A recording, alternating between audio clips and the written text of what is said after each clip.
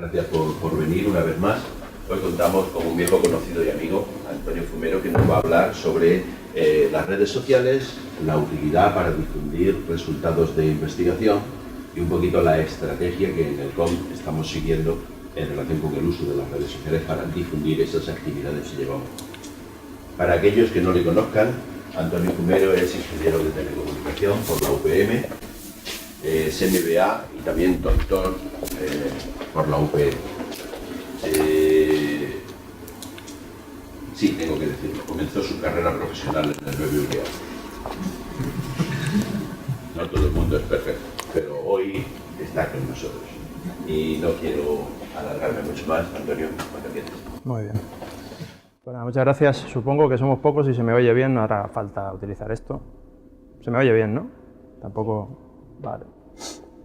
Pues bueno, hoy estábamos aquí, como dice Yelmo y tal, para hablar un poco de las redes sociales, de todo eso que llamamos social media, que a todos os sonará, evidentemente, de las noticias, de verlo por ahí, de las empresas, de mil sitios donde se habla de esto, de mil eventos donde se habla de esto, de cómo se usan las empresas, de cómo se usa en el ámbito profesional en general y, por supuesto, en el ámbito particular.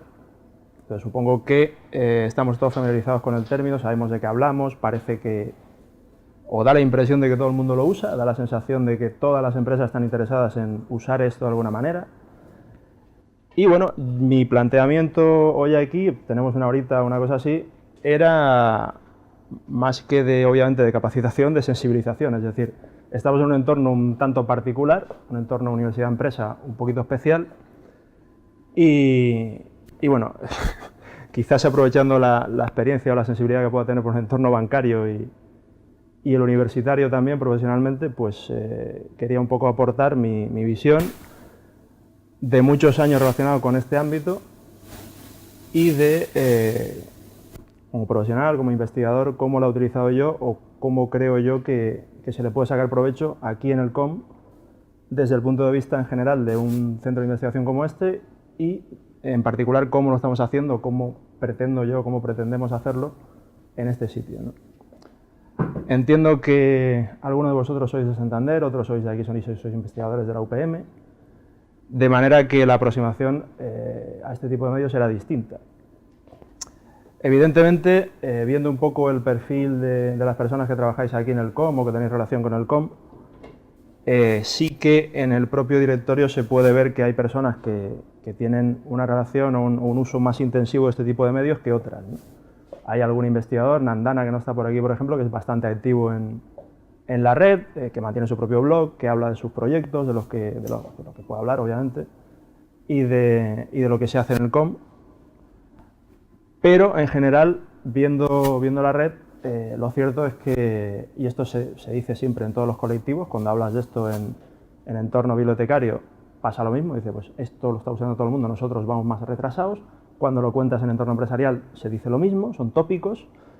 Dentro del ámbito empresarial, cuando lo cuentas en banca, en su momento, pues también pasaba lo mismo, vamos más retrasados que los demás. Cuando lo cuentas entre periodistas, también. Pero esa sensación existe en todos los ámbitos, es decir, si aquí os pregunto quién usa ese tipo de medios sociales, quién está en Twitter aquí o quién usa Facebook, ¿quién está en Twitter aquí, por ejemplo? De forma más o menos, vale, todos o casi todos están en Twitter. Facebook, todo el mundo, ¿no? En un entorno profesional, lo que se suele siempre preguntar es LinkedIn. O sea, ¿conocéis LinkedIn todos, supongo? ¿Quién lo usa de forma más o menos consciente? ¿Tiene un perfil actualizado, lo utiliza? Los menos, ¿no? Vale. También entiendo que cuando se plantea una sesión de este tipo, pues el tipo de personas que tienen más ganas de asistir son los que están más relacionadas o más al tanto de la realidad de este tipo de medios.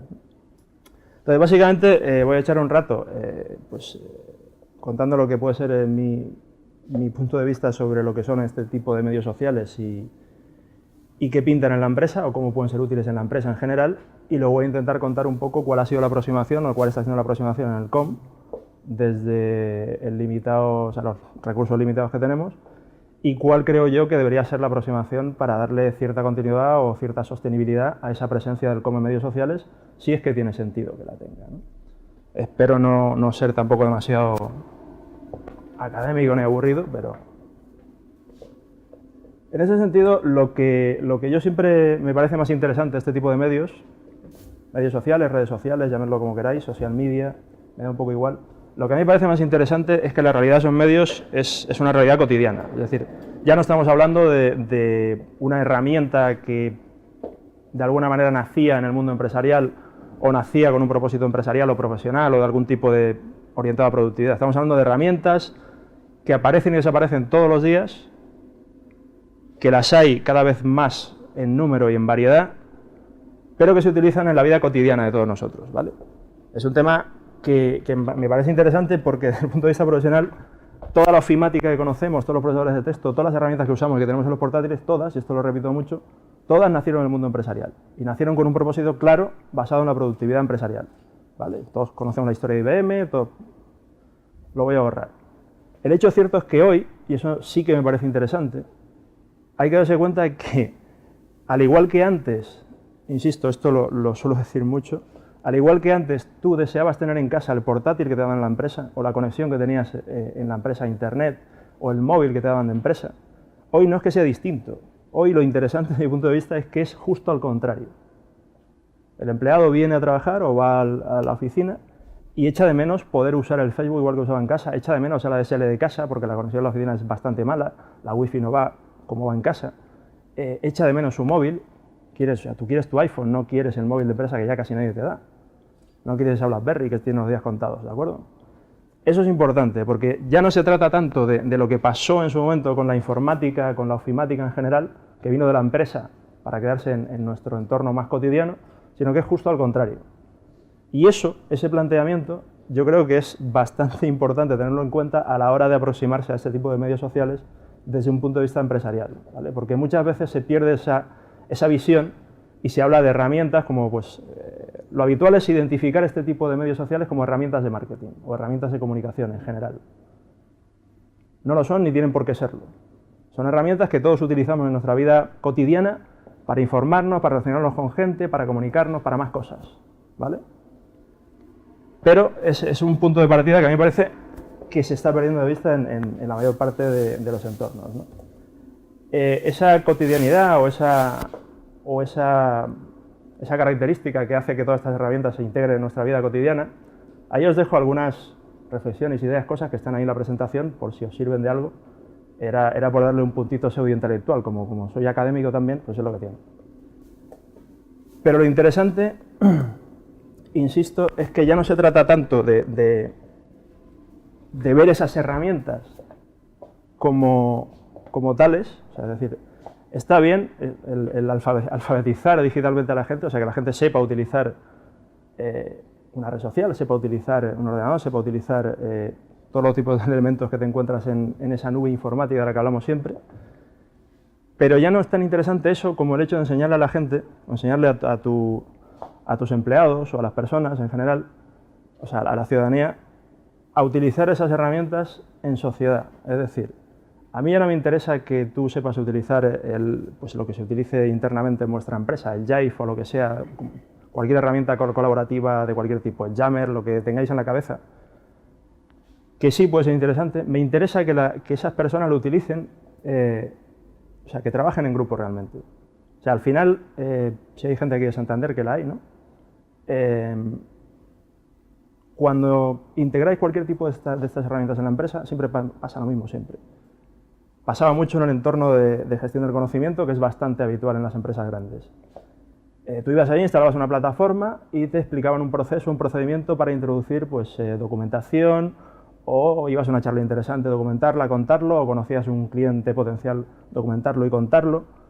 Siempre fallaban en ese procedimiento. O sea, ¿por qué? Porque esas personas tenían una forma de hacer las cosas que no cuadraba para nada con esa herramienta en concreto.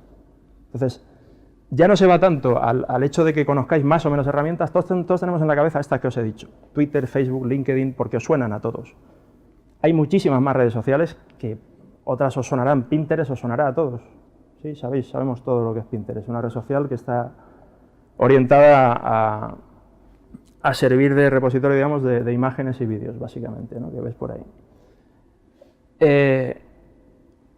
Ese tipo de redes sociales no son solo no se las debe ver solo como herramientas, sino incluso como canales individualmente o como mercados. Es decir, si yo soy una empresa que intenta vender un determinado tipo de, una empresa de retail, por ejemplo, es posible que esa red social de Pinterest, que está muy orientada a lo visual, me sirva de escaparate de algún tipo de campaña, por ejemplo. Entonces, para mí, en ese tipo de campaña, esa red social ya no es tanto una herramienta como un canal en sí mismo, o un mercado, porque el demográfico de gente que la usa son mis clientes, ¿de acuerdo?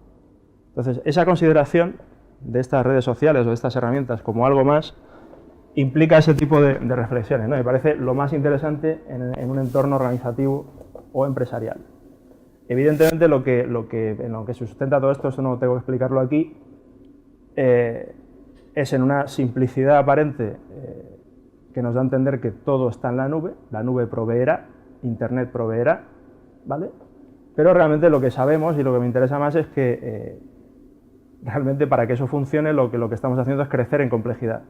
Crecemos en complejidad en nuestros sistemas. Cuando hemos visto la presentación de algunas de las líneas de investigación y proyectos que se llevan a cabo en el COM, por ejemplo, está aquí Juan Carlos, pues cuando hablaba de las configuraciones del configurador este que habíais planteado, pues hablaba del análisis que había hecho del número de configuraciones que ha venido creciendo en el Bankssphere, ¿no? Entonces, esa complejidad técnica sigue creciendo y seguirá creciendo. Es un caso particular, muy particular, pero quiero decir, el juego este de que uno va al mercado ya puede comprar cloud computing, o sea, tú puedes ir y dame cuarto y mitad de cloud gestionada y dame medio de cloud pública, eso ya lo puedes hacer. Vas al mercado y lo compras así, ¿no? Y esa sigue siendo la nube que nos venden por fuera y está por dentro, ¿no? Esto siempre lo hago, es bonito. Lo que me interesa es que sobre esa infraestructura, que para nosotros es intangible, es invisible, es una metáfora, pues cada día hay más de estas herramientas, más de estas redes, más de estos medios sociales. Y que efectivamente esos son datos de España y son de los más fiables que yo suelo manejar y bueno, hasta que no se haga otra oleada, pues está actualizado, que será en primavera. De lo que da idea de esto es que casi todo Dios sabe lo que es una red social, casi todo Dios conoce Facebook como sinónimo de red social, ¿de acuerdo? Hasta ahí estamos todos de acuerdo. Y lo utilizan cada vez más desde el móvil, desde algún dispositivo de estos conectados, ¿vale? Eso es importante. ¿Qué redes? Pues todas las que tenemos en la cabeza, la evolución de ellas pues cambia, unas desaparecen, Twenty desaparece, otras se hacen más fuertes, LinkedIn como red profesional pues ha crecido mucho, Facebook tiende a ser una red semiprofesional en ciertos aspectos y empieza a empujar herramientas o funcionalidades más pegadas a los medios de comunicación que a otra cosa, porque es donde realmente hay actividad. Y empieza a ensayar pues, el negocio que sigue dando pasta a Google, que es el de la publicidad, obviamente. Sin embargo, LinkedIn es una red social que quiere seguir siendo una red social, ¿de acuerdo? Entonces, pues, ese tipo de estrategias o de cómo una empresa u otra pues, ofrece sus servicios, pues irá cambiando y probablemente pues, desaparecerán y estos nombres serán otros y no pasa nada. Lo que me interesa es que lo que sí ha quedado como parte de lo que es la sociedad de información esa que llevamos ahora es que existen estos instrumentos, se llamarán como sea. Existen estos instrumentos, te facilitan tener más relaciones con más gente en cualquier sitio y sobre todo utilizando ese tipo de dispositivos móviles que todos llamamos smartphones y que es donde básicamente las utilizamos según dicen los datos, ¿no?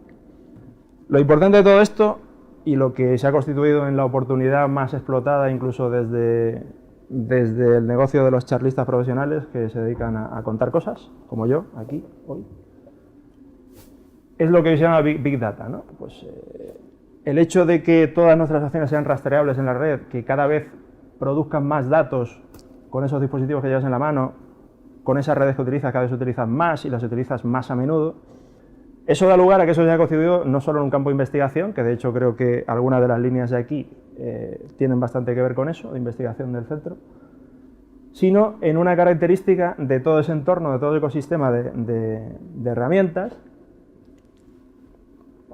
que hace y que también condiciona el modo en que podemos aproximarnos a ellas o podemos sacarle partido empresarial, ¿vale? Y de hecho, todos los que estáis aquí, o la mayor parte de los que estáis aquí, que estáis en contacto con ese tipo de tendencias, desde el punto de vista empresarial, sabéis que hoy una de las tendencias más explotadas y más buscadas y más estudiadas sigue siendo la de esos datos, ese Big Data que llamamos, por llamarlo de alguna manera, y sabéis perfectamente que los perfiles profesionales se empiezan a aproximar a cómo explotar esa cantidad de datos, que no es tanto la cantidad, sino la complejidad de los mismos, el cómo están relacionados, ¿no? Ese escenario, o sea, esas características y tal, forman parte de algo que ha ido pasando en los últimos, por suerte o por desgracia, pues a mí me ha tocado como ingeniero y como profesional y en lo personal también, pues seguir esa evolución, por lo menos en España, pues desde 2002, cuando esto más o menos empezaba a despuntar, que yo era bancario en aquella época, con lo cual vestía siempre así, lo cual es bastante lamentable. Pero en esos 10 años, ¿qué ha ido pasando? ¿Qué es lo que a mí me parece interesante que nos quedemos, ¿no? Estamos hablando, claro, a mí ya me da la risa cuando digo 10 años, ¿no? O sea, yo puedo mirar 10 años atrás y decir que sí que he estado relacionado con este tipo de gente y este tipo de tecnologías 10 años, ¿no?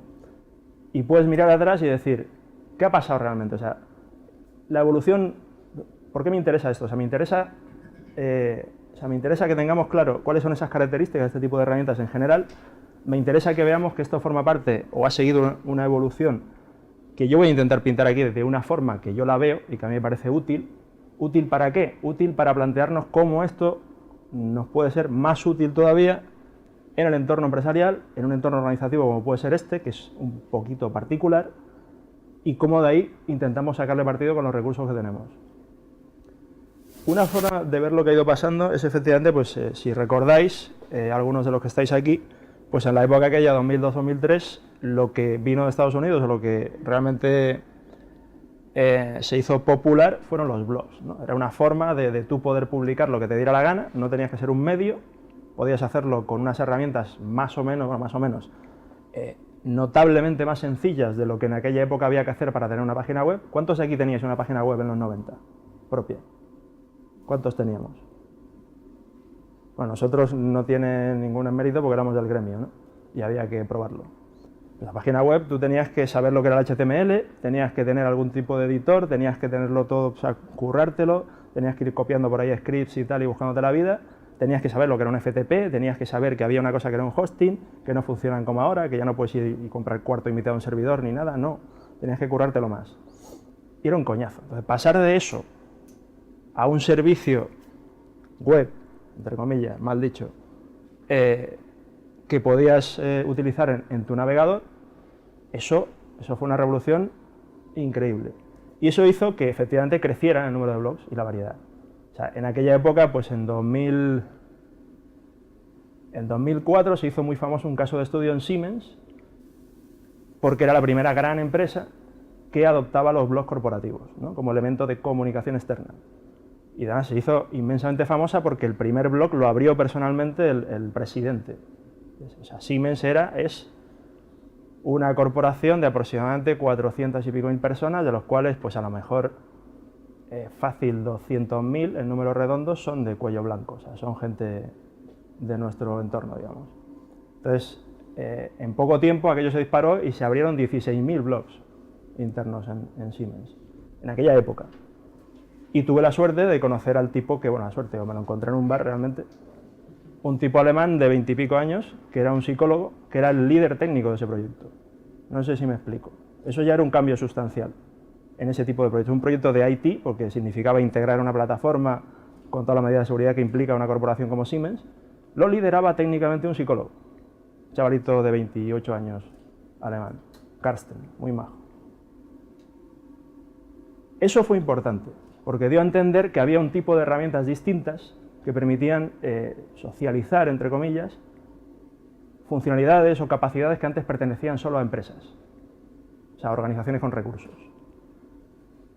Y ese primer paso se dio con los blogs en su momento. Y lo único que estábamos en el ámbito de la información, o sea, se utilizaban mucho en comunicación, externa casi siempre, luego interna también, incluso para sustituir sistemas de gestión del conocimiento de la época. En España también podéis seguir el caso de Luis Suárez, el SUA, en Twitter, que es un chaval de León que vive en Las Palmas, por lo cual yo lo envidio profundamente.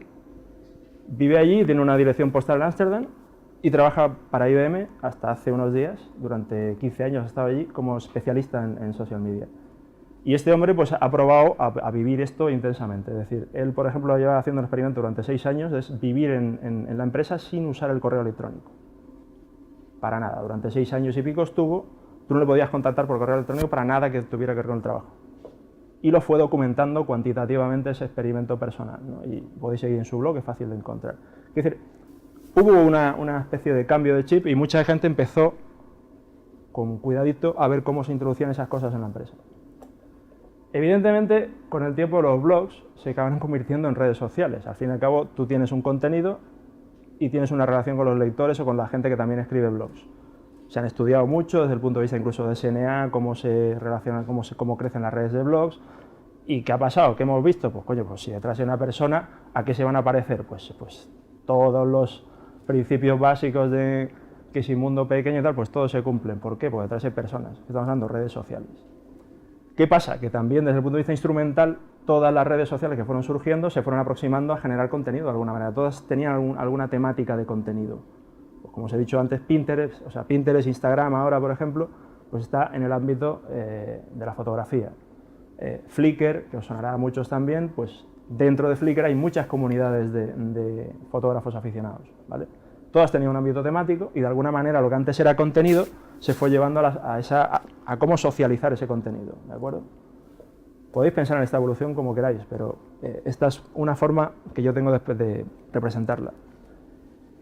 Esa socialización pues, se ha ido más hacia dispositivos móviles. ¿Por qué? Pues por algunos motivos obvios, que es que el móvil te lo llevas encima y el portátil no siempre, ¿no? Es decir, vale, hasta ahí está bien. Pero ¿qué pasa con esto? O sea, esa evolución, que sí que hay estas características más o menos obvias, lo que lleva también es que por el camino, la forma en que los usuarios utilizamos ese tipo de herramientas, o utilizamos la tecnología en general, ha cambiado. O sea, tú esperas llegar aquí y encontrarte una wifi que funcione sola y que esté abierta.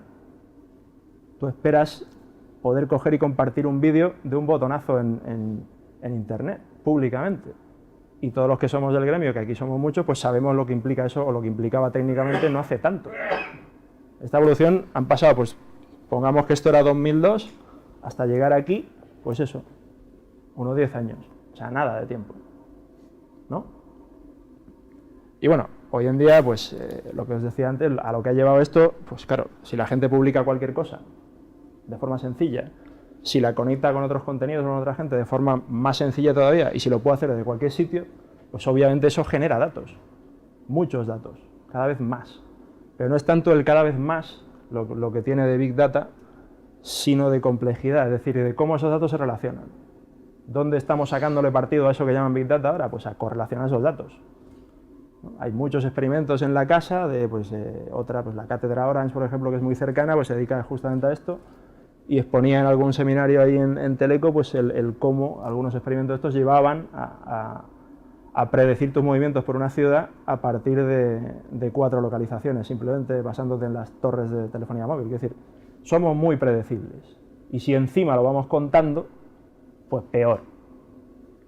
¿Por qué lo contamos? Pues eso entra en el terreno de la psicología, obviamente. ¿Por qué le das al like en Facebook y otros le dan al like y ponen un comentario y lo comparten en su muro? Motivación. ¿Cuál? Socializar, tener más relaciones durante más tiempo, más intensas, más rápido. Ahora con WhatsApp puedes mantener no sé cuántos grupos y estar aquí comunicando, estás aquí sentado y estás hablando, pues organizando la fiesta del siguiente fin de semana, hablando con tu familia, no sé qué. Eso antes no podías hacerlo. Y eso no tiene por qué ser bueno ni malo, ni todo lo contrario. Evidentemente tiene aplicaciones. Eso nos interesa. Eso es mi visión, ¿eh? Podéis luego ponerme a parir o lo que sea. ¿Cómo llega eso a la empresa? Pues evidentemente, claro que llega. Si llega de la mano de los gurús que en el mundo han sido, pues eso pues, se convierte en que la gente escribe libros y tiene blogs y tal, ¿no? Entonces, a mí siempre me gusta dejar claro cuando hago esto en una empresa, que no es el caso, que el señor aquel de allí que está muerto es el que me gusta, ¿no? Quiero decir, en una organización empresarial tú tienes un objetivo que es hacer un cliente, no tienes que preocuparte de otra cosa. Y cuando lo hagas te seguirás preocupando ahora mismo de hacer otro, punto pelota. Pero bueno, esto se ha popularizado y hay gente que ha formalizado de alguna manera el hecho de que existe una empresa nueva, 2.0, como queráis llamarla, un tipo de organización empresarial nueva en la que se hace un uso más intensivo y consciente de ese tipo de medios. Evidentemente, cuando uno mete estas cosas en una organización en general, una organización empresarial en particular, surgen cosas como los miedos que uno tiene, ¿no? Esto es una interpretación, digo la tabla, el dibujo no, de una gente que AIG, ¿no? Que son una aseguradora así como muy conocida, ¿no? Y es una valoración que hacía el director de comunicación de AIG por Europa de cómo ven ellos los riesgos de estas redes sociales, ¿no? O cómo los clasifican ellos, ¿no? Entonces uno puede pensar como que efectivamente las redes sociales son el demonio, ¿no? O que efectivamente se les puede sacar partido, ¿no? No hace falta, si no piensas que son el demonio, obviar esto. Por eso lo cuento. Es decir, esto es una manera de tú valorar esos riesgos. Hay algunos que todos son, eso que llama asentismo, pues evidentemente el Facebook es el nuevo solitario, ¿no? Eso lo sabemos todos, es decir, ya nadie juega solitario. Se mete en Facebook, en la oficina, ese tipo de cosas, ¿no? Es importante tener esto en cuenta, es más importante desde mi punto de vista, nos interesa más a nosotros, el hecho de darse cuenta de que las cosas si no se miden ni mejoran ni nada. Entonces, lo más importante desde mi punto de vista cuando se le quiere sacar partido a cualquier tipo de herramienta, más en este caso donde hablamos de un tipo de herramientas, un tipo de tecnología que vienen del ámbito cotidiano, es decir, que no se han creado con especificaciones de seguridad ni de rigurosidad ni de solidez para un mundo empresarial, es importante medir lo que se hace. Esto es una forma de verlo. Lo único que quiero decir con esto, con esta representación, es el hecho de que está bien, desde el punto de vista empresarial o de cualquier organización, decir, oye, vamos a estar en Twitter, vamos a estar en Facebook, vamos a estar en no sé dónde. Es más importante saber por qué, a nivel de negocio o a nivel de lo que se hace, de lo que es la actividad de ese sitio. Y es más importante justificarlo delante del que te pone el dinero, ¿no? Es básicamente lo que digo ahí, ¿no? El ejemplo más obvio es el de la empresa porque pues, es más fácil de contar. Pues obviamente si te dicen, oye, no tenemos presencia en Facebook, o sea, no tenemos presencia en Facebook, tenemos que estar, no tenemos presencia en LinkedIn, tenemos que estar, en Twitter están todas las empresas de la competencia, tenemos que estar. Desde el punto de vista empresarial, insisto, se ve mucho mejor esto, ¿no? ¿Por qué tenemos que estar, ¿no? Es la pregunta de siempre. Digamos que ese curso ya lo hemos hecho todos, entonces ya la gente ya te lo dice, ¿no? ¿Por qué tenemos que estar, ¿no? Vale, lo argumentan, chachi. Pero ¿cómo lo vas a medir eso? Es decir, está muy bien que venga una agencia, que es lo típico y todavía pasa hoy y sigue pasando. Una cosa que me sorprende, llega una agencia y te lo cuenta, ¿no? Y te dice, oye, pues mira, nosotros trabajamos así, te vamos a incrementar el número de seguidores en esta red, te vamos a incrementar el número de followers en Twitter o lo que sea, vas a tener más impresiones, más impactos en Facebook porque más gente va a estar viendo tu página, vamos a poner tus productos allí, vas a vender más. Pero al final, en ese entorno, que insisto, es un ejemplo particular, ¿qué es lo que tienes que medir tú? Pues, a ver, tienes que medir, pues al final, si tú tienes tu producto y tienes una landing page y tal, pues tienes que medir los leads que te llegan, si la pasta te la da el de marketing, por ejemplo.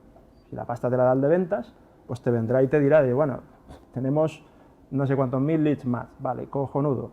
¿Y eso en la facturación cómo ha impactado? No sé, no sé si me explico un poco. Me refiero a medir. Medir puede ser eso, cuantitativo, puede ser cualitativo. Si tú te haces una métrica de la reputación que tiene este centro y la medimos ahora y la medimos dentro de un año, con los parámetros que sean, pues a lo mejor de los seguidores que tienes en LinkedIn como institución, ¿cuántos son también institucionales y vienen de la Ivy League de los centros de investigación del mundo? Me lo invento, es una chorrada, pero puede ser, por ejemplo. ¿O cuántos de los investigadores que están relacionados con el centro en tal red también tienen conexiones con estas otras 4 instituciones? O han publicado en estas revistas. Hablo de ámbito investigador, ¿no? Pero hay que hacerlo, eso está por hacer, obviamente. Y yo conozco muy pocos sitios de este entorno, de hecho no conozco ninguno personalmente donde se haga ese tipo de métricas. Pero desde mi punto de vista es una métrica absolutamente razonable y es lo que habría que hacer, decir, dos dedos de frente. O sea, quiero decir, si vas a pagarle a una agencia, vas a invertir recursos en lo que sea, pues tendrás que medirlo. Si no, el año que viene cuando te pregunten, ¿qué has hecho? Pues mira, hay una página aquí en Facebook, hay un no sé qué, y bueno, ¿no? Eso pasa más en la empresa, ¿no? ¿Qué ocurre en el entorno corporativo gran empresa? Pues que esperas que se jubile el que ha traído a las agencias y tú traes a otra, ¿no? Obvio. O le preguntas a un amigo que, pues, un coleguita freelance y tal, que te cuente cómo se hace esto, y luego tú vas y se lo cuentas a la agencia tuya de cabecera y te lo haga. Obvio también, ¿no? Los consultores ahí pues nos vivimos eso día a día. Por eso yo me he quitado.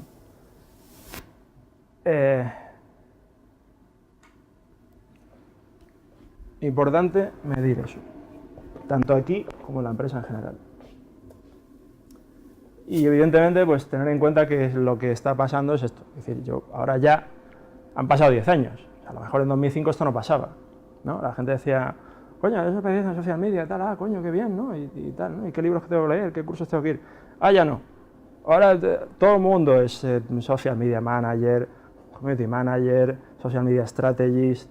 Había de estos, ¿os acordáis del Bullshit Generator este? Había un Job Position Bullshit Generator, lo podéis buscar.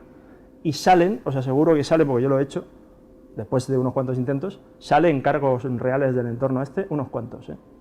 Unos cuantos. Y no es broma. Y eso pasa, de verdad que pasa, y en empresas muy grandes. Porque yo sigo pensando, y siempre lo digo cuando hablo de esto, que vale, que está bien, pero que tampoco pasa nada si esto es una moda pasajera. Vamos a ver, que sí, que Facebook cierra y ¿qué? ¿Sois accionistas o algo? ¿No, verdad? Entonces, quiero decir, es importante, esto es siempre el puntito de sentido común, pongo esta cita porque a mí me gusta, pero es tener ese puntito de sentido común, es decir, por eso he insistido tanto en el hecho de 10 años han pasado, ¿no? ¿Y qué ha pasado? Exactamente, ¿qué ha pasado? ¿Todo el mundo en la empresa tiene un blog? No. ¿Todo el mundo cuenta lo que hace? No. La gente sigue haciendo el tonto en Facebook, sigue haciendo el tonto en muchos sitios, otra gente lo hace muy profesionalmente en otras redes y sacan partido profesionalmente y empresarialmente. Hay campañas muy buenas y muy bien pensadas con una dosis de creatividad inmensa en todo tipo de redes. En estas más minoritarias, entre comillas, como Instagram, pues las hay bastante simpáticas. En el ámbito audiovisual, que efectivamente es lo que está más en auge, hay muchas campañas muy curradas. Todos sois testigos de los virales que a fin de año se puntúan, pero, insisto, con un poquito de sentido común. Es decir, si esto es una empresa o esto es un centro de investigación, todo esto está bien, como, digamos, contexto, que es un poco mi intención de contar esta parte o de dejar esto sobre la mesa, pero al final, ¿aquí qué se hace? ¿No? Esto se llama Center for Open Middleware, pero tampoco tengo yo claro del middleware. ¿Alguien lo tiene claro? ¿Y me lo explica? Yo desde un año que llevo viniendo aquí con Juan Carlos y tal, a ver de qué va esto, siempre es la pregunta que se queda en el aire. ¿Qué es eso del middleware? ¿No? Vale, sí, todo lo que no es hierro ni aplicaciones. Va, fácil. Lo que está en medio, sí. Pero al final, yo lo que veo en la actividad de este sitio y en la gente que hay aquí, aparte de esa característica que os decía, que es una iniciativa universidad-empresa un tanto particular, que queda un hecho que también queda mucho más de manifiesto en la presentación que vi de Jesús en aquello que hicieron en el KITE, el primer workshop de Innovatech. Queda bastante de manifiesto el desconocimiento mutuo, que después de este seminario seguirá siendo desconocimiento, seguirá siendo mutuo, pero estará informado y documentado. Jesús ha hecho el esfuerzo de poner en una traspa diferentes ritmos en la gestión de proyectos. Le faltó el smiley al final. Que sí, y lo dice un tío que, bueno, no es que yo sea una autoridad en nada de esto, pero quiero decir, si puedo arrogarme cierto conocimiento del entorno bancario y del entorno académico e investigador, porque me ha tocado ser investigador y me ha tocado ser bancario. Entonces, conozco ese desconocimiento mutuo, valga la redundancia, me parece muy gracioso, muy divertido compartirlo y tal, pero hay que hacer cosas, es decir, las cosas no pasan. Entonces, estas herramientas o este tipo de cosas que están pasando, ¿le podemos sacar algún partido? Porque ¿qué hacemos aquí al final, no? Pues eso, es un centro de innovación abierta, llamémoslo como queramos. Cosas que se pueden hacer o que no se pueden hacer. No sé si conocéis una iniciativa que se llama iWire, ¿os suena? Del MIT.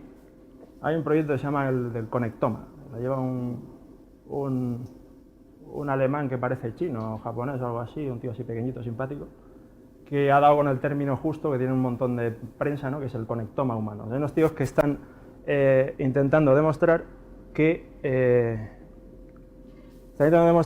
el hecho de que existe un conectoma igual que existe un genoma humano.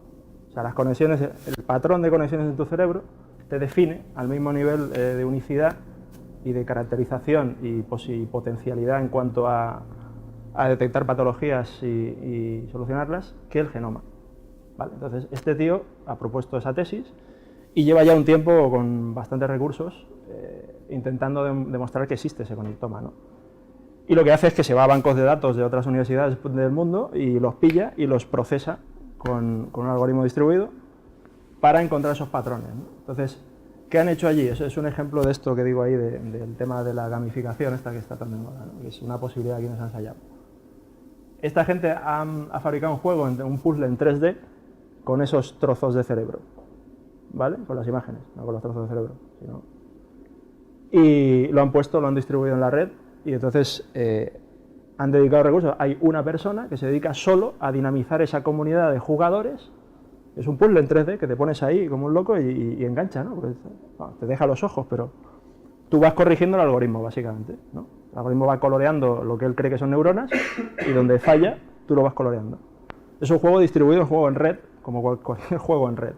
Pues hay personas que se dedican, hay un equipo de personas que se dedica solo a dinamizar esa comunidad de jugadores, ¿vale? Estamos hablando, esto es tecnología biomédica, me ha venido ese ejemplo también por lo cercano que me toca, porque estuvimos en Málaga con algunas de estas personas. Entonces, un centro de investigación de algo de innovación abierta, no sabemos, del ámbito telemático y tal, pero se hacen cosas por ahí que no es solo gestión de proyectos y oficina de proyectos y documentación. Es decir, se puede hacer de muchas maneras eso que hacemos aquí, es lo que quiero decir, básicamente.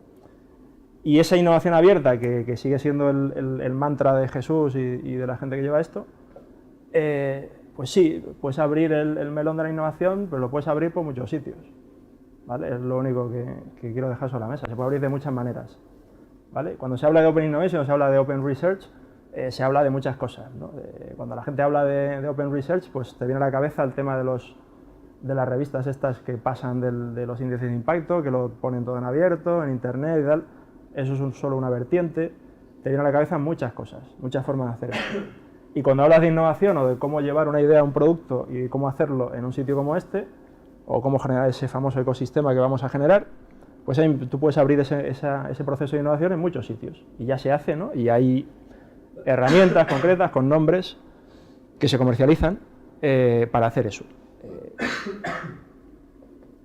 El cómo lo hagamos aquí, pues dependerá un poco de hasta qué punto seamos capaces de sacarle partido a lo que tenemos aquí, ¿vale? A esos recursos que a lo mejor, con eso en la cabeza... A ver, todos conocéis el tema de crowdfunding o habéis oído hablar de ese tipo de iniciativas, de cómo buscar recursos financieros para una idea que luego vas a convertir en producto. Conocéis plataformas o habéis oído hablar de plataformas de co-creación donde realmente se hacen prototipado rápido e incluso ciclos de estos cortos de prototipado en la red con algún tipo de producto. Aquí estamos hablando de ingeniería de software, ¿vale? Evidentemente, hablo muy en genérico, no hablo de software bancario ni del entorno concreto de muchos de los proyectos en los que estamos aquí. Al final lo que quiero decir es que, de alguna manera, esa innovación tú puedes llevarla a cabo por ese camino más o menos marcado, establecido, que todos los expertos en innovación han pintado, ¿vale? Tú puedes traerte el libro de Chesbrough o de cualquiera de sus alumnos allí y creerte el tema de la innovación abierta como esas fronteras porosas en una gran corporación que deja entrar y salir, muy bonito, bien. Podemos ver experimentos cercanos en Telefónica que en el mundo han sido, y lo digo porque lo conoceréis más de cerca aquí y cómo han acabado. Podemos verlos, cómo lo han plasmado en otros entornos bancarios, como puede ser el caso de BBVA, que lo tenéis cercano también, con su centro de innovación y estas historias. Pero a mí me parece más interesante la idea esta de ocupar posiciones pequeñas con pocos recursos y que te cueste poco abandonarlas, ¿no? O sea, siempre que se habla de guerrilla, de marketing de guerrilla, de innovación de cualquier historia de estas, yo me traigo la definición de este tío porque al final es el que mejor lo ha definido, ¿no? O sea, una acción de guerrilla es eso, o sea, tú ocupas una posición pequeña, intelectualmente si quieres, que te lleve pocos recursos a ocupar y que además te lleve pocos recursos a abandonar, que es lo más importante. Ejemplo, más vistoso, más claro. Street marketing, marketing de guerrilla que estamos acostumbrados a ver, de marcas de moda o lo que sea, pues llegan por la noche, pintas unos grafitis con unos patrones en la escalera y por la mañana el Selur ya los ha limpiado. No te cuesta nada abandonarlos, el Selur ya lo limpia. Y tampoco te ha costado tanto pagarle a unos tíos para que vayan ahí con un grafiti. No sé si me explico. Eso, desde mi punto de vista, como planteamiento, es mucho más potente que solo esos ejemplos que os digo, ¿de acuerdo? Y me parece bastante importante tenerlo en cuenta. Y es un poco lo que se ha venido haciendo, o hemos venido haciendo, un poco aquí, para empezar a tener alguna presencia en medios sociales, a partir de la actividad del centro, e intentar sentar una base para, en algún momento dado, cuando se puedan aplicar recursos a esto, definir una estrategia y efectivamente llevarla a cabo y tener en cuenta que esto nos puede aportar algo, ¿no? Al final aquí, insisto, esto es un centro de investigación, ¿vale? Tenemos proyectos, tenemos líneas de investigación que podemos, pues como hablábamos el otro día, o definir de abajo arriba o de arriba abajo, o sea, definimos las líneas y las llenamos de proyectos, o vamos haciendo proyectos y ellos solo se organizan en líneas de investigación. A mí me gusta más esa, ¿no? Que es como, sí, como el juego este que tira los palos encima de la mesa. Ya se organizan ellos. Siendo un centro de investigación, los recursos que uno se plantea, o sea, uno puede coger e irse a cualquier gurú que pase por la puerta, gurú wannabe, el listo de turno, uno que pase por aquí, de estos que decía que era un especialista en social media, ¿no? Que hay un montón. Sale por la puerta y nos encontramos con dos. Tú vas al listo de turno y te vende alguna cosa como esta. Esto es una idea, un modelo, ¿no? Modelo consultoril, como otro cualquiera, esto se aplica en comunicación, interna, externa, tal, ¿no? Tú tienes que ir de alguna manera a rellenar ese camino del engagement, ¿no? O sea, la caña. O sea, tenemos que llegar a contarle a la gente lo que se hace aquí y ser lo suficientemente cool y tal como a la gente le mole y hable de ello, ¿no? Y esta gente, pues, desde el punto de vista teórico, proponen este tipo de camino, ¿no? Tienes que ir a la gente contándoles cosas, vendiéndoselas de alguna manera. Con el tiempo tienes que ser un experto en esto y si alguien te pregunta, tienes que ser capaz de contarlo bien, hasta el punto de llegar a involucrarlos en tu propia estrategia de comunicación, que es tuya y la pagas tú, ¿no? Pero hasta el punto de, pues, ejemplo típico, los fanboys de Apple. Todos los que usamos Apple somos comerciales de Apple. Le cuentas, ¿sabes? Esto es cojonudo, esto es la hostia, ¿cómo te has comprado esto? Ejemplo tópico, sí, pero es de lo que se trata. Esto, pues si lo aterrizas un poco, pues oye, algún sentido tiene, porque vamos a ver. Lo primero, presencia, pues no vamos a aspirar a la presencia del Corte Inglés, ni de Adidas, ni de Nike en la red, no nos interesa, no es nuestro negocio. Pero no teníamos presencia. Deberíamos construir una mínima presencia, insisto, partimos de los recursos que tenemos. Evidentemente, si algo nos sobra es contenido, es decir, y ahí sí que jugamos, vamos, como favorito, es decir, somos un centro de investigación, se supone que en un campo de excelencia, tenemos suficiente línea de investigación y actividad como para generar, además por el tipo de gestión de proyectos que se hace aquí habitualmente, pues se genera mogollón de documentación, todo lo sabéis, podéis descojonaros, todos hemos estado en proyectos europeos y tal y sabéis lo que es eso, la documentación que muere en el limbo de la web que te obligan a hacer y que nadie lee, que nadie visita o que simplemente nadie lee y punto, unos PDFs maravillosos, que incluso si tenéis oficina técnica buena, pues tendrán ahí un montón de metainformación y metadatos ahí adjuntos de versionados y tal, y seguimiento que vamos. Evidentemente tenemos que tener en cuenta qué audiencia tenemos. Es obvio que se puede contar algo de lo que se hace en la sociedad, en este entorno además, teniendo en cuenta que muchos de los proyectos manejan información del banco, pues muchos de ellos serán muy restringidos en cuanto a lo que cuentas y dónde lo cuentas, hasta cierto punto, o sea, solo hasta cierto punto si conseguimos cuando consigamos desarrollar ese ecosistema y efectivamente esas ideas esas innovaciones vayan a producto, y tienes que construir tu red, ¿vale? Esto es sentido común. Está bien pintarlo, esto es lo que hacen los consultores y la gente se dedica a esto, o sea, pinta lo que le dicen todos los demás de la reunión, lo pone en sus palabras y lo pinta y luego lo cobra, ¿no? Como lo llevan haciendo mucho tiempo, pues ya la gente se lo ha aprendido y estamos todos en la calle. Pero bueno, hay que decir, está bien la teoría, aterrizamos un poquito, tampoco mucho, y bueno. Entonces ya nombras a un tío interno que es el puto amo del engagement, ¿no? Es el que se va a encargar de que esto funcione. Lo llamamos así, Chief Engagement Officer, para darle un cargo. El tío se siente importante. Pues si no, los de Santander lo sabéis, o sea, ¿qué hacéis ahí dentro? O sea, no, tiene que ser Open Innovation Manager o algo. ¿Qué haces? Pues, insisto, sentido común, pues te lo planteas, hemos dicho, hay herramientas para aburrir. Esto es un centro de investigación, está asociado a una empresa y a una institución académica que son las que son, que tienen todavía cierto peso como marca. Luego si entras a la cafetería pues es distinto, pero como marca tienen mucha marca. Y efectivamente pues seleccionas esas herramientas, ese canal a donde quieres llegar, esa audiencia, en función de esa audiencia, y sobre todo esto hay que hacerlo, ¿no? Alguien tiene que hacerlo, y si no hay recursos o hay recursos limitados, pues se hará de la manera que se pueda, buenamente. ¿Qué es lo que se ha hecho? ¿Qué es lo que se está haciendo ahora mismo? Pues desde ese punto de vista muy limitado en recursos, insisto mucho, se ha construido una presencia muy básica, que antes no existía, pero vamos, por algo hay que empezar. Y fundamentalmente pues se ha hecho un blog, pues teníamos todo alojado, se decidió seguir trabajando con Google, tenemos Google Sites, lo sabéis, tenemos todo en Google, Gmail, pues se ha construido un blog en Blogger, han construido un blog en Blogger, que ya estaba por ahí, y básicamente pues vamos contando ahí lo que se puede ir contando, lo que ahora os digo un poco más.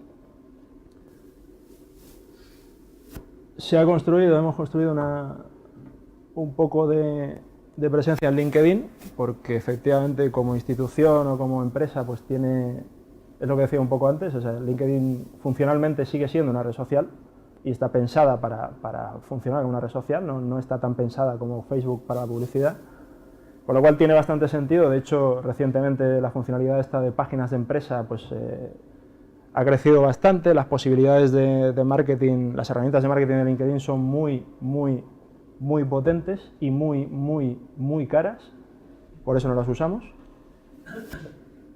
pero te permite realizar acciones con un target con un foco muy fino, mucho más que Facebook, y obtener analíticas y métricas mucho más finas, ¿no? Esto es un criterio como otro cualquiera. Ahí se ha construido una presencia muy básica de lo que es el centro, ¿vale? Hay una página de empresa con algo de información. Hay un par de páginas, es una idea de cómo pueden evolucionar los proyectos. Hay un showcase de uno de los proyectos que tiene más actividad, ¿vale? Donde vamos poniendo lo que vamos contando en el blog, le vamos dando salida aquí, a modo de escaparate también, ¿vale? Y hemos abierto otro con el com, con el ActuaCom, hace menos, ¿vale? Esto es digamos, la implementación básica de esa idea de tener una presencia inicial, ¿de acuerdo? Sencillo, hemos elegido una herramienta, una plataforma bastante popular como es el LinkedIn y tal. Eso está bien, ¿no? Un Twitter, obviamente, para darle cierta visibilidad a lo que se cuenta en el blog y a lo que pasa por el mundo, más o menos cercano, ¿de acuerdo? Hasta ahí no hay nada nuevo, digamos. Es un poco la misma estrategia muy básica, porque evidentemente esto requiere cierta dedicación, que se ha hecho pues, en la UPM con otro tipo de iniciativas. ¿Qué es lo más importante de esa presencia? Pues conseguir que efectivamente esté interconectada, ¿vale? Pues como os he dicho, pues tenemos contenido para aburrir. La idea, o sea, lo que estamos haciendo es explotar ese contenido en el blog, o sea, crear píldoras a piezas de contenido con cierto sentido. ¿Qué sentido?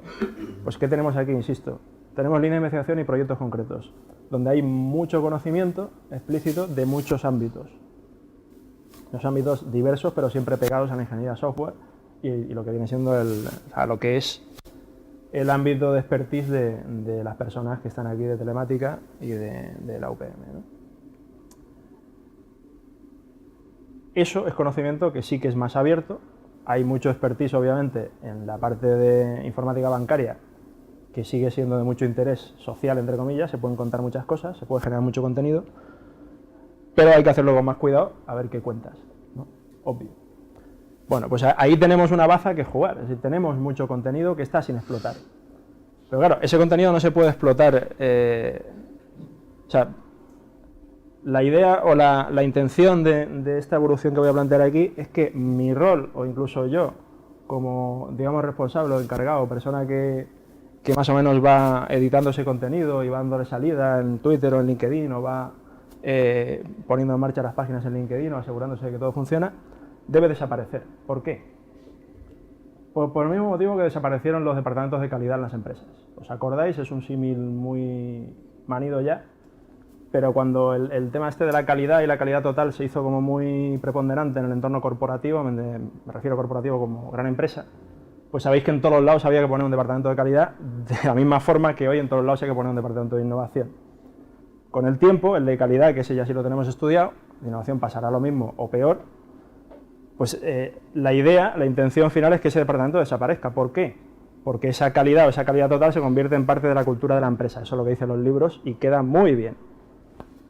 Pero efectivamente pasa. O sea, si tú lo empiezas a introducir elementos de calidad o de control de calidad, entre comillas, en tu proceso industrial, si eres una industria, o en tus procesos, los que sean, bancarios hay muchos, al final ese departamento de calidad como tal desaparece, ¿de acuerdo?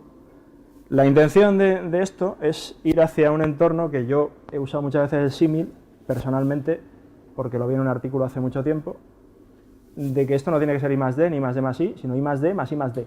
Falta la D minúscula esa del final, que nunca se pone, que es la de diseminación, divulgación, ¿de acuerdo? Y mi intención, por lo menos, si esto tiene continuidad con el centro, no es ya tanto incrementar esa presencia o darle más dinamismo o lo que sea, a partir de tener más recursos, a lo mejor acudir a una agencia o lo que os venga a la cabeza a todos ahora. Lo que yo creo más útil en este entorno, desde mi punto de vista, es evitar que siga pasando lo que está pasando ahora, que es normal, pero bueno, que es el hecho de que, a pesar de que efectivamente todo el mundo conoce LinkedIn y sabe para lo que sirve y el peso que tiene profesionalmente pues pasan cosas como esta, ¿no? Y es que LinkedIn solo ha identificado a 8 empleados del COM, ¿vale? Somos en el COM 65, éramos. Sí, ¿no? De ese palo. Basta con... O sea, ¿qué significa esto? Pues que las personas no utilizan esto como lo utilizo yo, o como de alguna manera... O sea, si vais a ver cualquier otro centro de investigación del MIT o más cercano de aquí, de cualquier universidad francesa o alemana, ¿qué pasa? Aparte de que tiene un montón de seguidores, pues que todo Dios aparece ahí. ¿Por qué? Porque pues, esta herramienta sí que es para ellos importante, tienen un perfil actualizado, han puesto su dirección de correo del COM y a LinkedIn los identifican. ¿Para qué sirve eso? Para darle relevancia a la otra baza que tenemos aparte del contenido, que es el capital social que tenemos aquí, los investigadores. Esos son los dos elementos, las dos bazas con las que contamos. Tenemos un montón de contenido que genera un montón de gente muy buena, que son los investigadores. Y los investigadores hemos visto que tampoco no hacéis un uso muy intensivo de estos medios sociales. Insisto, no hay por qué hacerlo. O sea, tengo que convenceros o tenemos que convenceros, tenemos que ver que efectivamente eso puede ser útil. Eso implica muchas cosas, ¿no? Todos los que sois investigadores aquí, pues hemos pasado por todos hemos tenido que hacer ese doctorado, el publicar en ciertas revistas, en no sé qué. Vale, bien. Y lo normal es que tú eso no lo cuentes. O sea, tú no abres un blog y lo vas contando de viva voz. ¿Cómo te va tu investigación? Aquí no pasa. O sea, mi experiencia personal es que no pasa, ¿no? Hay gente que sé que sí, o nadie hace la burrada que hice yo de poner la tesis en el blog, ¿no? Y decir, o sea, no la tesis, sino desarrollarla allí. Si vais a mi blog, pues encontráis una serie de posts que se llaman blogotesis, ¿vale? Y de hecho lo comentaba en la defensa, ¿no? Digo, oye, es decir, hay muchas formas de hacer, digo estas cosas como ejemplos bastante tontos, pero reales y cercanos, para dejar sobre la mesa el hecho de que hay muchas formas de hacer que la investigación sea abierta o que la innovación sea abierta, que es lo que nos interesa un poco aquí, ¿no?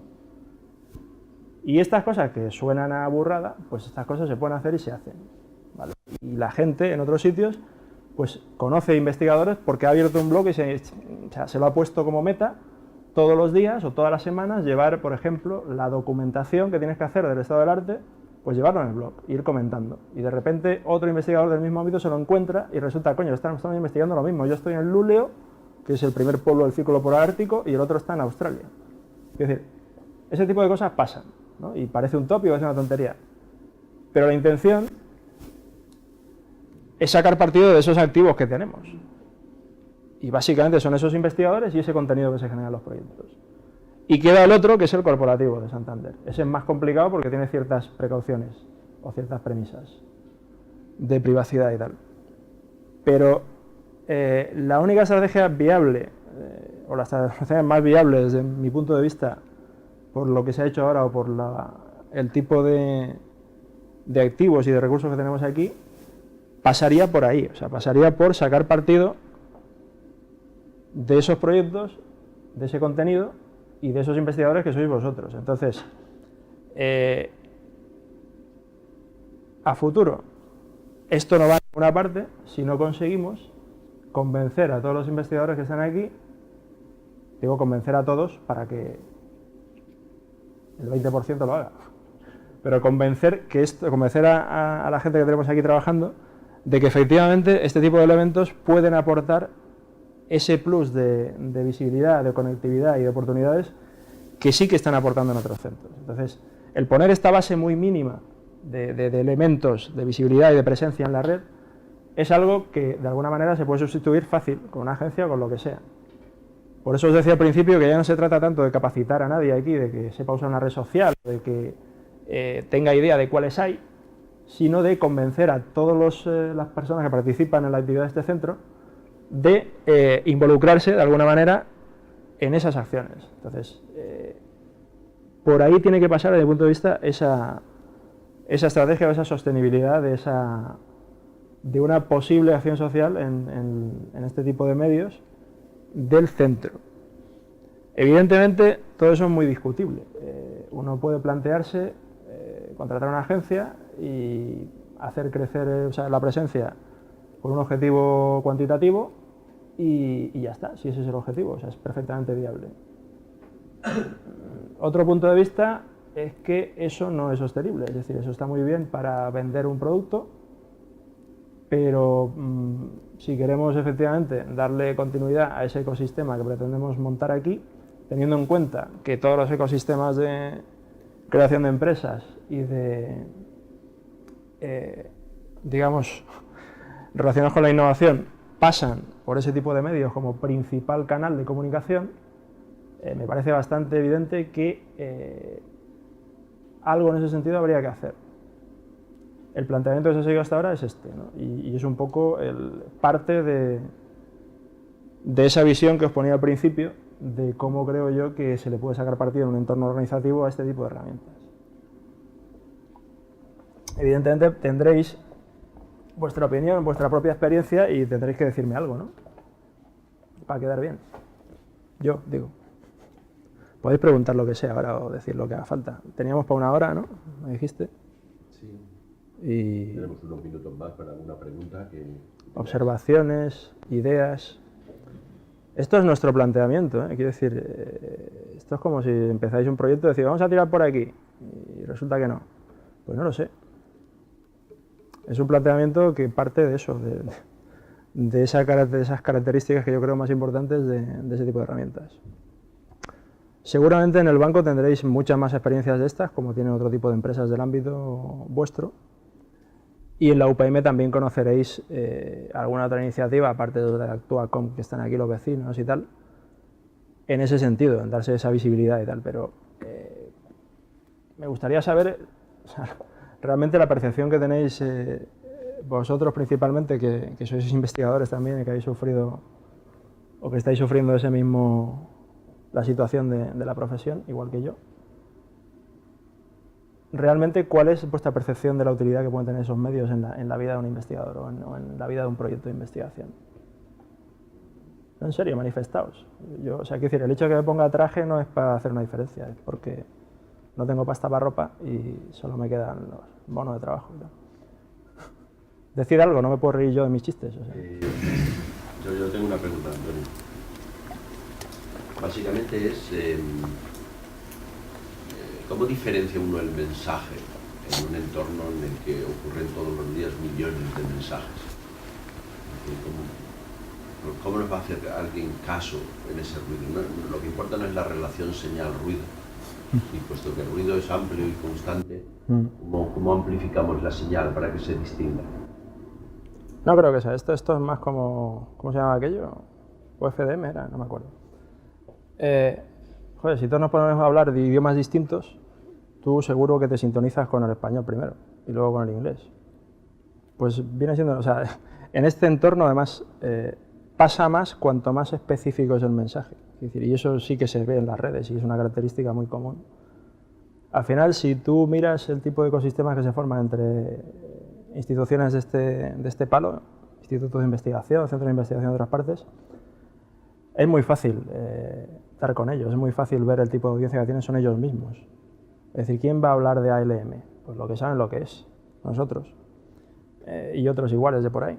Al final, el tipo de contenido que tú vayas trabajando en esas plataformas es lo que te va a dar esa audiencia también. O sea, esto no es magia, es decir, el marketing de... Vamos a ver, evidentemente en el entorno este de marketing digital, pues la gente lo llama marketing de contenidos y hay libros y cursos y tal, y lo que queráis. Y luego, pues el otro día me cruzaba con una estadística y tal, así como muy sesuda. Le habían preguntado a la gente cuál creían que era el principal problema de hacer marketing de contenido, ¿no? Esto es marketing de contenido, es decir, hacerte visible y tal y darte relevancia a partir del contenido, dicho rápido y mal. Y claro, la encuesta decía, pues, identificamos el principal problema, pues no ser capaz de generar suficiente contenido, no ser capaz de generar contenido que a la gente le interese, no tener gente dedicada, es decir, pues obvio, esto no es magia, es decir, ¿cómo se generan esas piezas de contenido? Pues tendrá que haber contenido, tendrá que haber actividad de proyectos en este caso, que la hay, pero también tendrá que haber un proceso editorial, entre comillas, para convertir ese contenido en contenido que sea para la D pequeña, para la de diseminación, que es el típico error que todos conocemos de todos los proyectos europeos, miles en los que hemos estado. O sea, hay una parte de diseminación, porque se puso en el sexto programa marco y era obligatorio tener una página web y poner cosas, y ahora a eso se le llaman intangibles y se le pone otro capítulo indefinido, obviamente, en el 2020 ese. Entonces, esos contenidos no pueden ser copia y pega de los documentos del proyecto. Tendrá que haber alguien que le dé una redacción o que le dé una forma, un formato, o que lo trocee, o que lo cuente de otra manera, o que se venga aquí y grabe un vídeo con el investigador correspondiente y que le cuente de qué va el proyecto, o que haga una pieza más divertida en una demo de algún vehículo robotizado, de yo qué sé. Entonces, eso, que es el criterio periodístico editorial, es una cosa, por ejemplo, que se viene ensayando mucho en la UPM desde la época esta en el departamento de telemática, pues hace mucho tiempo empezamos con el tema este de los blogs y tal, pues en 2004 por ahí, pues estaba yo por allí. Y efectivamente, una cosa de la que sí creo que acertamos fue en introducir el criterio de que tenía que haber una persona de allí que pusiera la plataforma que tocara en ese momento y un periodista, becario de periodismo, que tuviera un cierto regustillo por la tecnología y que le diera aire, entre comillas, a los contenidos, ¿no? Eso, que parece una tontería y de perogrullo, eso, si te lo cuenta un consultor, pues ese te cuenta su modelo y te cuenta cómo estructura sus equipos. Y tal. Pues no, es sentido común. Pues tenemos un contenido que es bastante complicado de leer, de consumir en general, porque casi siempre además, una cosa muy mala que es siempre de leer.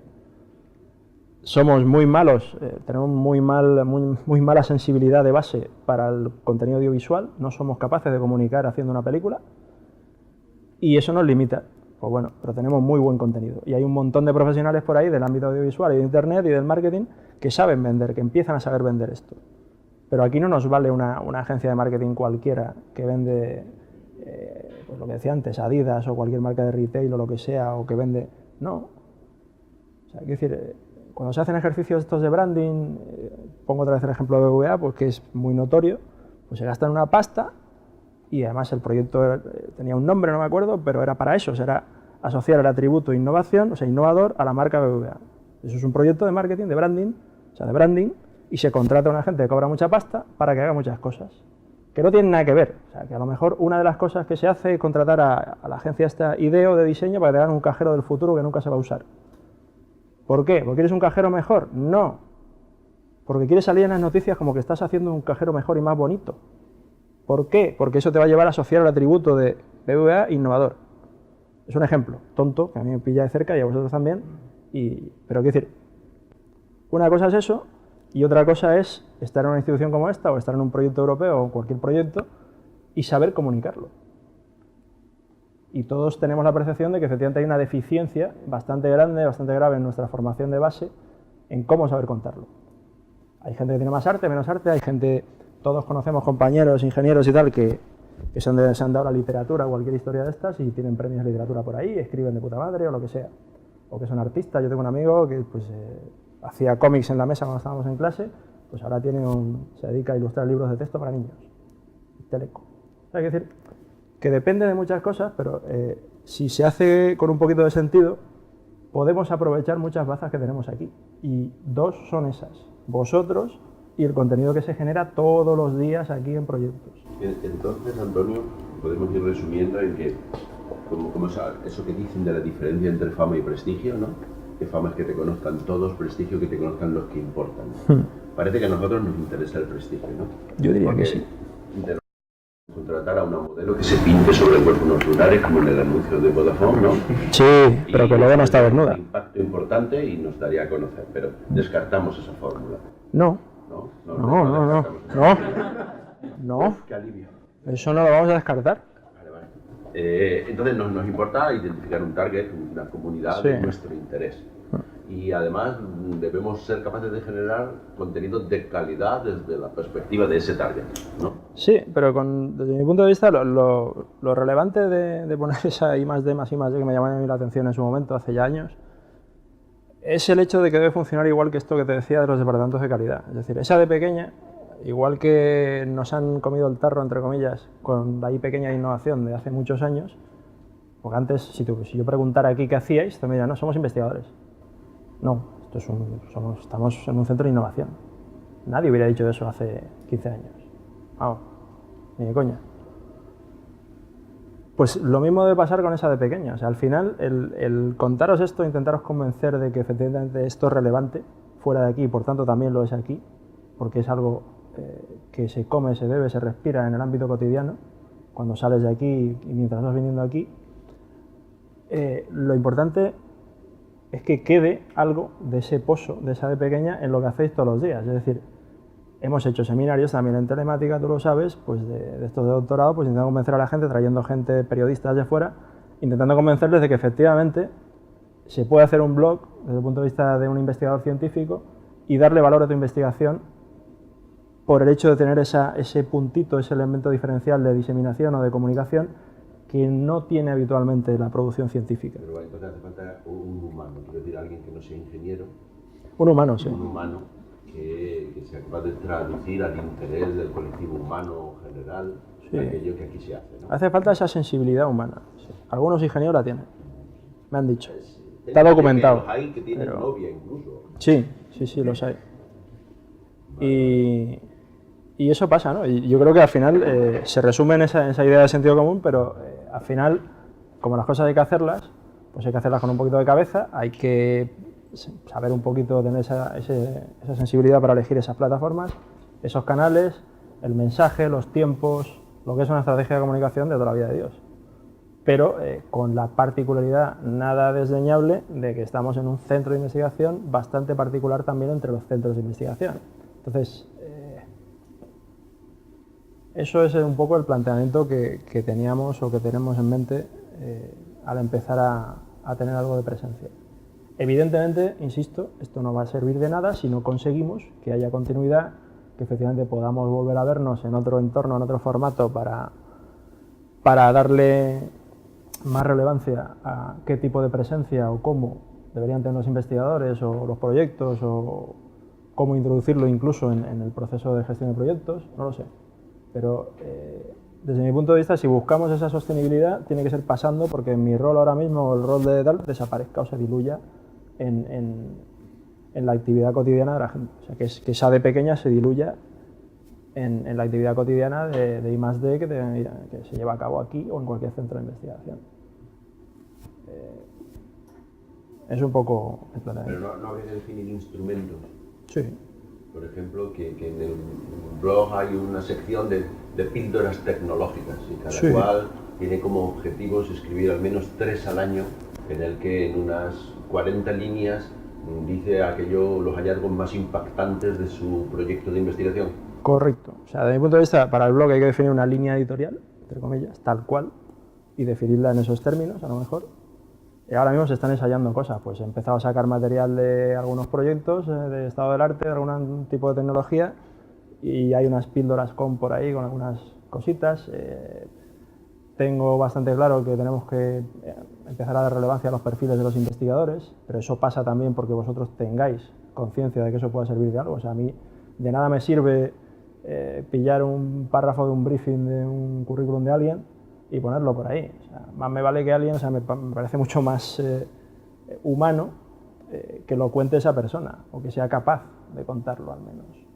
Que consigamos que con el tiempo la gente sea consciente por lo menos de que tiene que hacerlo, o de que el hecho de hacerlo le va a aportar un valor añadido a su actividad como investigador, y si existe cierta deficiencia en cuanto a capacitación, pues también darla, ¿por qué no? O sea, eso me parece de lo más urgente. Eso significa tener recursos humanos también. Una pregunta muy rápida, muy breve y también muy enfocada. Uno de los objetivos del COM, no sabemos mucho qué es el COM, ya has dicho que lo del Open, lo del videojuego no está claro, sigue sin estar suficientemente claro qué significa. Pero uno de los objetivos es que al final algunos de los investigadores se animen a crear empresas, a crear productos, los resultados de los proyectos se puedan convertir en esos productos que dan vida económica a esas spin-offs, etc. Y pongamos por caso que ya hay gente que tiene en alguno de los proyectos algún resultado que a partir del cual se pudiera crear un producto y pudiera aumentarse una empresa. Una situación deseable y en algunos casos incluso parece que va a ocurrir en un momento. Has hablado del timing. ¿Cuál sería el momento en el que el mejor momento para digamos que para hacerse ver ese producto o esa empresa? Cuando ya lo tienes todo preparado, ya tienes el producto hecho y has inscrito tu empresita en el registro de no sé qué, antes, cuando ya estás seguro de que vas a dar el paso y ya tienes asegurado que hay una prueba de concepto de tu producto, mucho antes, cuando estás haciendo el proyecto de I+D, y dices, pues a mí se me ha ocurrido que voy a montar una empresa y tal y cual, en tu experiencia, ¿qué nos puedes decir de cuándo? Mi percepción a ese respecto, eso siempre se ha hablado mucho de si las ideas valen para algo por sí solas o cómo protegerte. O sea, hay muchos proyectos que sí que tienen asociados muchos peligros, digamos, o sea, relacionados, por la redundancia, con la propiedad intelectual, ¿no? Y que tienen asociado un componente importante con ese capítulo. Vamos a ver, en términos generales, desde mi punto de vista, la experiencia o la poca experiencia que yo pueda tener, que alguna tengo, con otro tipo de comunidades también muy enfocadas a la iniciativa emprendedora de base tecnológica, digamos las startups. A ver, hay un tema que es que hay que separar, o sea, se ha generado mucho ruido, mucha expectación o mucho ruido mediático, digamos, alrededor del fenómeno del emprendimiento en general, y en particular el relacionado con la base tecnológica. Eso ha llevado a que toda actividad que suene a startup sea ya susceptible de llegar a algún titular de algún tipo en alguno de estos medios, ¿no? Y todos los días funciona así, y hay una inflación clarísima de eventos, de encuentros, de simposios, de cursos, de tal, relacionados con cómo montar una empresa. Eso por un lado. Por otro, está la actividad que efectivamente parte de una iniciativa empresarial clara y que en parte se desarrolla aquí, ¿no? Y de la que queremos sacar partido, entre comillas. Todo ese ecosistema mediático que se ha generado, para ti es una herramienta. Entonces, ya está montado, digamos. Tienes ahí una plataforma donde tú le tiras así una semillita de, oye, se me ha ocurrido no sé qué, ¡buah!, se monta la de Dios. Y más si lo dice un ingeniero, porque eso es como magia, ¿no? Somos la hostia, como te han estado amargando la existencia, pues si tú hablas de no sé qué acrónimo, no sé qué tecnología, se supone que eres el amo de todo, del calabozo, ¿no? Entonces, cuando hablas, pues la gente todavía dice, no, es que este es doctor. Cuidado, ¿eh? Entonces, en cuanto lances algo, pues se te tirarán todos los medios, entre comillas. Entonces, tienes que aprovechar eso a tu favor. Yo diría que hay, efectivamente, ideas que por sí mismas vale la pena contar, porque una idea por sí sola, realmente hasta que no la implementas, una idea tiene infinitas implementaciones. Y puede que a mí se me ocurra, a lo mejor yo tengo una idea que creo que es genial y me lleva 10 años encontrar la implementación que yo puedo hacer y que yo creo que es buena. Y se la digo a un tío en un bar y se le ocurre así. Y la monta él. Digo, pues muy bien, estupendo, salimos ganando todos. El ecosistema empresarial crece, es bueno para todos. Te jode a ti porque era la única idea que tenías. Pues trabaja, tío, sé más creativo, tienes que tener ideas todos los días. Broma. O sea, no broma. Hay que hacerlo. Pero, insisto, o sea, para mí, o sea, hay ideas que ya están concebidas, o sea, se conciben como un proyecto empresarial y tienen muchas precauciones relacionadas con la propiedad intelectual porque, yo qué sé, has parido un algoritmo que es la rehostia, no lo has publicado porque quieres sacarlo como producto, entonces pues no puedes ir contándolo por ahí. Eso, bien. Pero, desde mi punto de vista, ¿cuál es el timing? Yo iría generando expectativas lo antes posible. ¿Por qué? Para generar demanda sobre tu producto cuando esté. Eso para empezar. Digo, lo antes posible. Lo antes posible significa que si efectivamente hay una restricción importante de NDA o de lo que sea, pues está jodido, ¿no? Pero bueno, se puede crear expectativas de muchas formas, con una modelo con lunares pintados en la piel. No tienes que decir que es, no pasa nada. No pongo el ejemplo de Terra porque, bueno, pero eso por un lado. Y por otro, evidentemente, el momento de producto es lo que todos hemos oído hablar o oído mencionar relacionado con la forma que se ha popularizado este término de Lean Startup, ¿no? Lo conocemos todos, supongo, y que parte realmente de todas las metodologías ágiles de desarrollo de toda la vida de Dios. Entonces, ¿cuál es el momento? Pues cuando tengas un MVP, cuando tengas el producto viable más viable, o sea, más rápidamente accesible, más rápidamente reproducible, ahí es el momento. Ese es el timing. Para mí, en términos genéricos. Pero insisto en que expectación se puede crear de muchas formas y la aproximación a un MVP en nuestro entorno también sabes que se puede llegar por muchos caminos. Entonces, depende un poco del tipo de producto.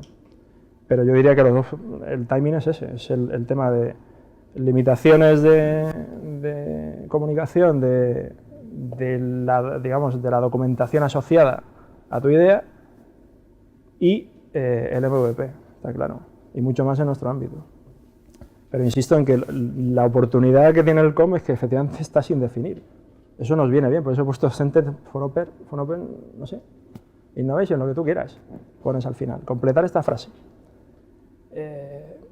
Está bien, podemos hacer un juego con post-it de colores y tal en las ventanas y lo llamamos Design Thinking, si queréis, pero tampoco creo que aporte gran cosa. Queda bien luego las fotos, eso sí.